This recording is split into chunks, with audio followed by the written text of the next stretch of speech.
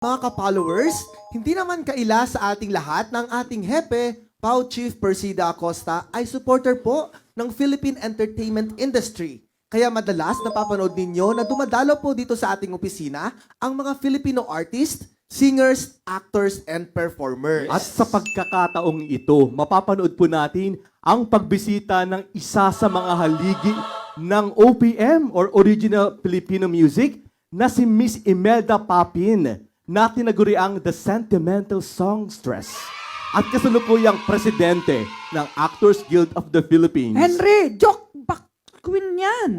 Jukebox Queen or Jukebox Queen. Oo, talagang Apo. nag-iipon ng barya lalo sa mga talagang lalo yung kanya kaawitin nila. Makinakanta natin noon. Talagang patok na patok yan. Sabay-sabay po nating Panoorin ito! kaya masaya po kami dahil nandito sa atin ang napakagaling na singer at talaga namang idol ng lahat.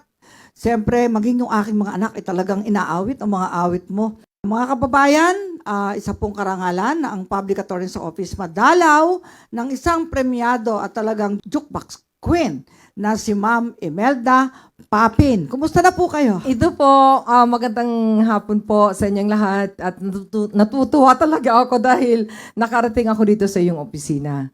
Alam niyo po si Attorney Presida Acosta, talagang sikat na sikat ito buong mundo. Ang dami-dami pong nanonood sa kanyang TV or ito yung iyong Facebook Live. Talagang ako, sumasaludo ako dahil ang dami-dami mo natutulungan. Alam niyo po, pag makita niyo sa personal si attorney, sobrang ganda. Sabi ko, ayusin niyo ang camera, baka talbog na talbog ang beauty ko.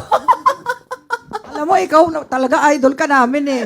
At mamaya hilingan ka namin kumanta, pwede? Sure. Oo. Pakipromote mo yung pelikula mong lalabas ngayong Abril.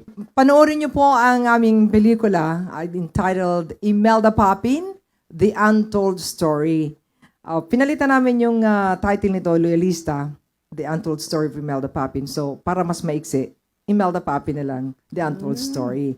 So, maganda po ito dahil ito po ay inspirational, educational, at saka makikita niyo po dito yung pagmamahal, family-oriented, at saka pagmamahal sa bawat kaibigan, kapwa, sa bayan. Kaya, pag niyo mong i-miss ito, pag hindi ko kayo manood, you'll miss one half of your life. Papanoorin namin yan. Dito sa Central Office marami. Kailan ba ang premiere showing? Premiere showing po, we actually natapos na po noong November, pero this coming April 7, meron po kami sa MOA. You are MOA. invited. Yeah. You are invited. Invited po kayo. 3 theaters po ang aming inukupa. At, Hindi na we'll see you all premiere yun, there. showing na siguro yun. Showing na talaga. Hindi, showing, pero we call it black screening. Wow, black screening. Pupunta kami dyan. Talagang mapalad tayo dahil talagang inaabangan ko talaga ang mga awit mo sa radyo saka sa telebisyon. Eto na, face to face na kami mga kababayan ni Miss Imelda Papin. Attorney, pwede ko bang i-promote na rin yung mga artista rito? Yes, oo. Oo, ang nag-play ng role ng Imelda Papin po ay si Claudine Barreto. Wow, si Claudine. Oo, Yan. tapos Kanisha Santos, si Young Imelda Papin, and Harmony Con. Yung ganon, life story ko po kasi ito.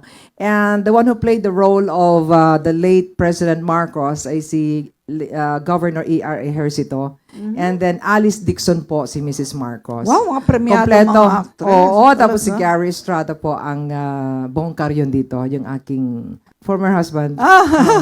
Okay. So, yun po, yung anak ko, si Mafi, kasama po dito, playing her, her role as my daughter. Si Gloria Papin, na kasama ko sa Hawaii. Si Ate Glo, the original singer of Isang Linggong Pag-ibig. And my sister Eileen and Zach Papin. Marami po dito kasama, almost 1,000 characters po na members po ng Actors Guild of the Philippines since I am the president. So, binigyan natin ng konting trabaho po sila dito. Aside from, kasama natin dito sa pelikula, ay marami tayong mga kasama dito na natulungan sa industriya.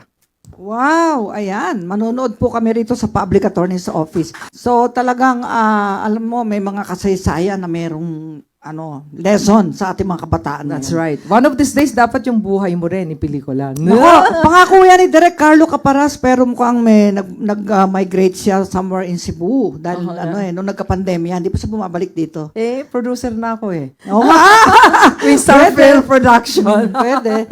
So, ganun talaga mga kababayan. Manood po tayo ng premiere, April 7 sa SM MOA.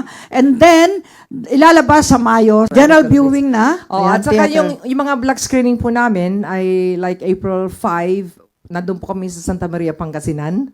And then April 13, April 13 in Pampanga. 2 theaters po sa SM City Clark. April 27, nandun po kami sa La Union. Then May 4, Benguet. Wow. Oo. And May 11 in Los Baños, Laguna. And then Hong Kong, Wow. outside the Philippines. Ako Oo. talagang yan. Aabangan ng mga kababayan natin yan. At siyempre, ang mga kliyente ng PAW ay talagang mahilig din sa musika. At yung ating milyong kliyente mag-aabang yan. Sigurado ako. Lalo pag nalaman lang, manunood ako sa premiere night nito. Yes, Oo. nandoon po si aking idol. Ikaw ang idol ko, one of your birthdays, napadalang kita ng CD eh. Oo nga, grabe.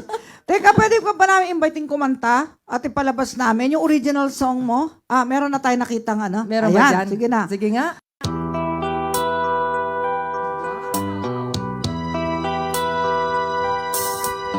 Simulat sa pool, mahal kita.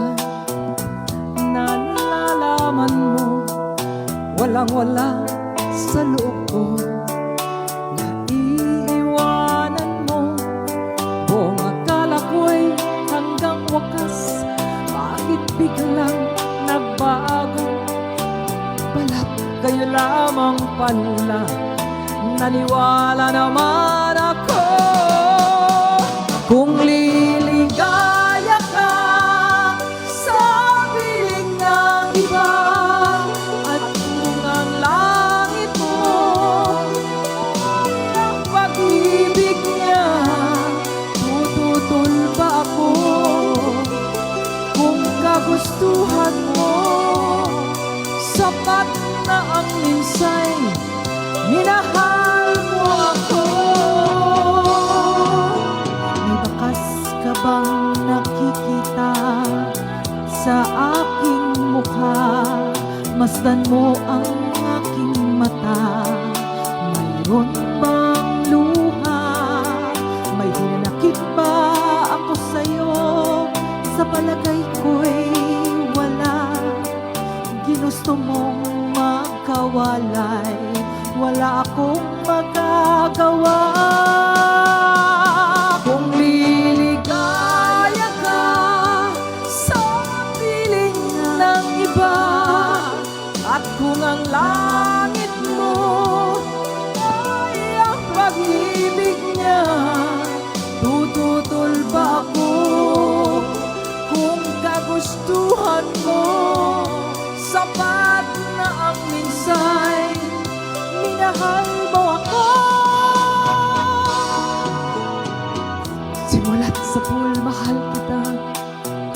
Nalalaman mo, walang-wala sa loob ko. Naiiwanan mo, buong akala ko'y hanggang wakas. Bakit biglang nagbago? Balat kayo lamang pala, naniwala naman ako. Everybody sing! Kung liligaya ka sa piling ng iba, Attorney? At kung ang langit mo ay ang pag-ibig niya, tutulol ba ako? Kung kagustuhan mo, sapat na ang minsay, minahal mo ako.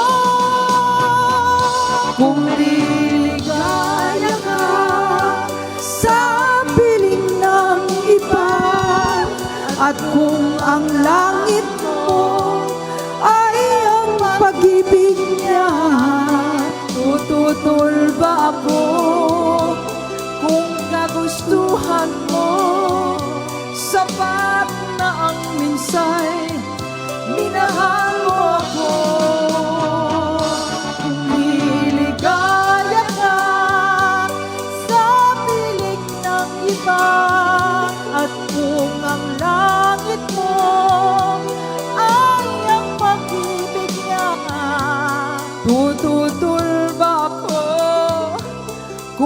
nagustuhan mo. Sapat na ang minsay, minahal mo ako. Nako! Alam mo ba, Ma'am Imelda? Yang awit na yan ang unang inawit ni Miss Kay nung bata pa siya. Talaga? Alam mo ba ang microphone niya kung ano? Kawad ng electric pan. Wala pang karaoke nun eh, di ba? Pero yan po ang gustong-gusto talaga niyang awitin.